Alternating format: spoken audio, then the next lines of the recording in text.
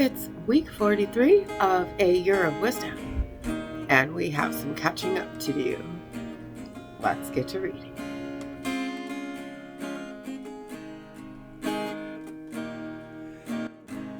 Day 298 and 299. Job 34, 35, and 36.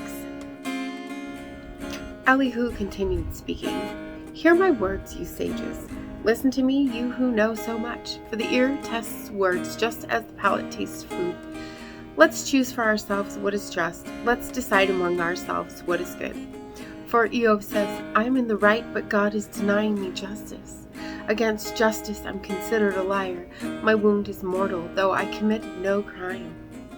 Is there a man like Job who drinks in scoffing like water, who keeps company with evildoers and goes with wicked men, since he thinks it profits a person nothing to be in accord with God? So listen to me, you men with sense. Far be it from God to do anything wicked, for he pays people back for what they do and sees that each gets what his conduct deserves. It is certain that God does nothing wicked. Shaddai will not pervert justice. Did someone else put him in charge of the earth? Who else established the entire world? If he were to take back man's heart to himself, if he gathered to himself his spirit and breath, all flesh would instantly perish. Everyone would return to dust. If you have any sense, Job, hear this. Listen to what I'm saying. Should a hater of justice be in control? If you wouldn't tell a king, you're a scoundrel, or nobles, you are wicked men, then you shouldn't condemn the just and mighty one, who is neither partial toward princes nor favors the rich over the poor, since they are all the work of his hands. They may die in a moment, in the middle of the night. The people are shaken and pass away. The mighty are removed without human hands. For he keeps watch on a person's ways. He sees every step. There is no darkness, no death-like gloom where wrongdoers can hide. For he doesn't give warning to people when they must appear before God in judgment. He shatters the mighty without needing to investigate and sets up others in their place. Therefore, aware of what they are doing, he overturns them by night and they're crushed. He strikes them as if they were common criminals in the open sight of others, because they turned away from following him and gave no thought to any of his ways, thereby bringing before him the cries of the poor, and he hears the cries of the oppressed. But if God is silent, who can accuse him? If he hides his face, who can see him? He may do this to the nations and persons alike, so that godless men will not become kings, and the people will not be lured into traps. For has anyone said to God, I have been chastised without having offended? Teach me what I have failed to see, and if I've done wrong, I will do it no more. Must his rewards meet your approval? Well, you are the one who doesn't like them, so you, not I, should pick the alternative. Come on, say what you think. Intelligent people will tell me. Every wise man who hears me will say, Job is speaking without thinking. His words lack discernment. I wish Job would be kept on trial forever because he answers like wicked men.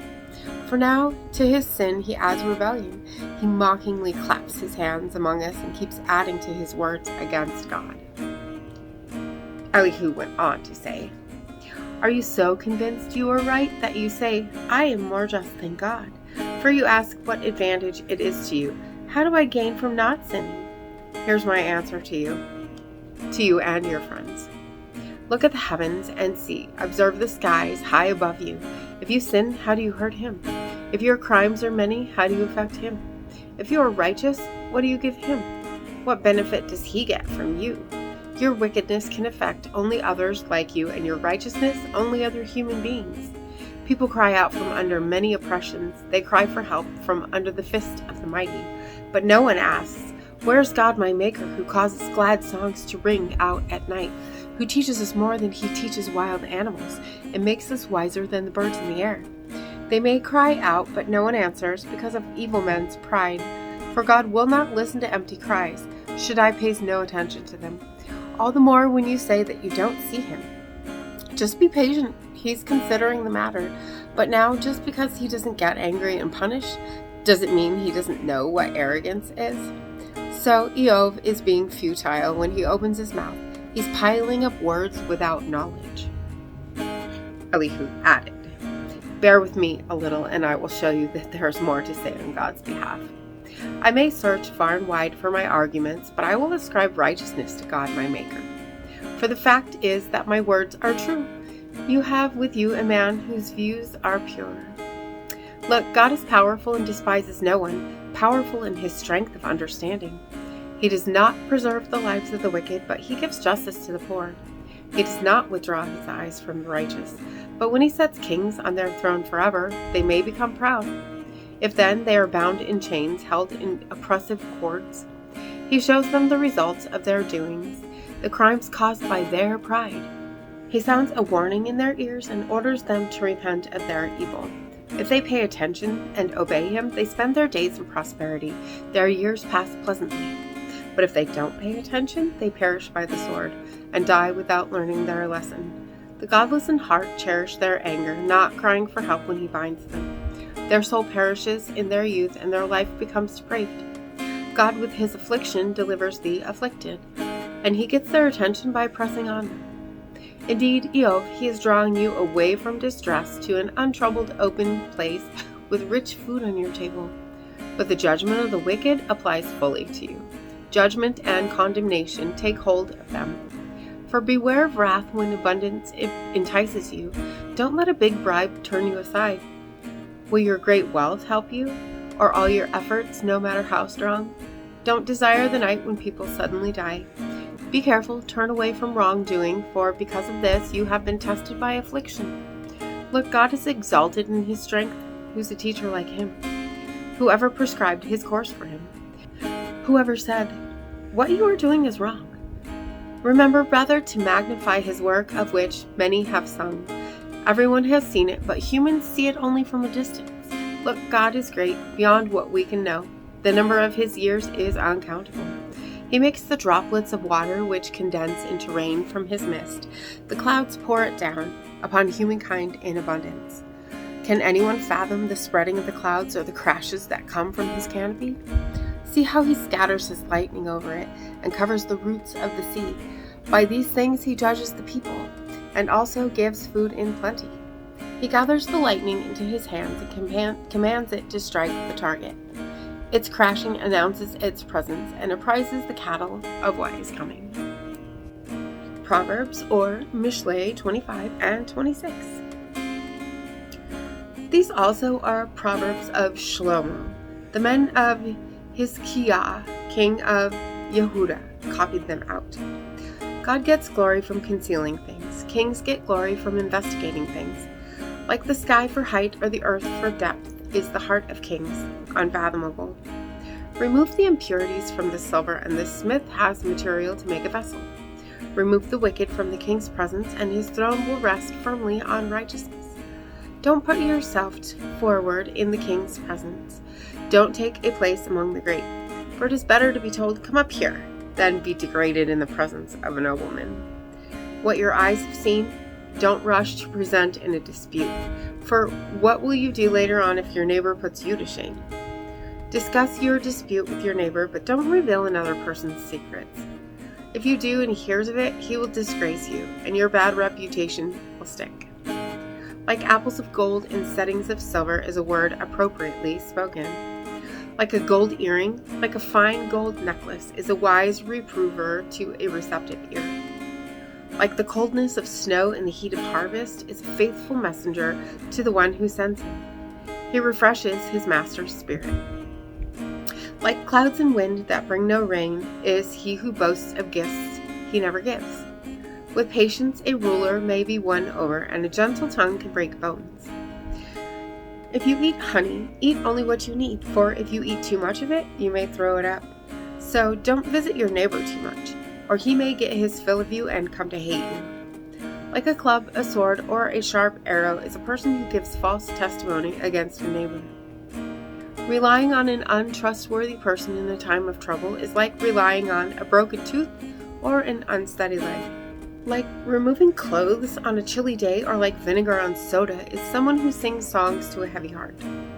If someone who hates you is hungry, give him food to eat. And if he's thirsty, give him water to drink, for you will heap fiery coals of shame on his head, and Adonai will reward you. The north wind brings rain, and a backbiting tongue angry looks. It's better to live on a corner of the roof than to share the house with a nagging wife. Like cold water to a person faint from thirst is good news from a distant land. Like a muddied spring or a polluted well is a righteous person who gives way before the wicked. It isn't good to eat too much honey or to seek honor after honor. Like a city breached without walls is a person who lacks self-control. Like snow in summer or rain at harvest time, so honor for a fool is out of place. Like a fluttering sparrow or a flying swallow, an undeserved curse will come home to roost. A whip for a horse, a bridle for a donkey, and a rod for the back of fools. Don't answer a fool in terms of his folly, or you will be descending to his level. But answer a fool as his folly deserves, so that he won't think he's wise. Telling a message to a fool and sending him out is like cutting off one's feet and drinking violence. The legs of the disabled hang limp and useless, likewise a proverb in the mouth of a fool. Like one who ties his stone to the sling is he who gives honor to a fool. Like a thorn branch in the hand of a drunk is a proverb in the mouth of a fool. A master can make anything, but hiring a fool is like hiring some passerby. Just as a dog returns to his vomit, a fool repeats his folly. Do you see someone who thinks himself wise? There is more hope for a fool than for him. The lazy person says, "There's a lion in the streets. A lion is roaming loose out there." The door turns on its hinges and the lazy man on his bed. The lazy person buries his hand in the dish but is too tired to return it to his mouth. A lazy man is wiser in his own view than 7 who can answer with sense. Like someone who grabs a dog by the ears is a passerby who mixes in a fight not his own. Like a madman shooting deadly arrows and firebrands is one who deceives another then says, "It was just a joke." If there's no wood, the fire goes out. If nobody gossips, contention stops. As coals are to embers and wood to a fire, is a quarrelsome person to a kindling strife. A slanderer's words are tasty morsels. They slide right down into the belly. Like silver slag overlaid on a clay pot are lips that burn with friendship over a hating heart. He who hates may hide it with his speech, but inside he harbors deceit. He may speak pleasantly, but don't trust him, for 7 abominations are in his heart. His hatred may be concealed by deceit, but his wickedness will be revealed in the assembly. Whoever digs a pit will fall into it, and a stone will come back on the one who starts rolling. A lying tongue hates its victims, and a flattering mouth causes ruin. And, as always, thank you so much for being here today. If you haven't already, hit that subscribe button right there, and click the bell if you want notifications. And if you would, hit that like button for me. And I will see you tomorrow. Maranatha. You'll carry me out of the storm. I'm standing at the crossroads. I'm lost without a clue. I need a big pink neon sign to show me what to do. I thank you, Lord. It glorifies you when you're the only answer. I praise you, Lord, for holding what's too much for me. And I'm amazed by you, Lord, because nothing's too big and nothing's too small to lay at your feet.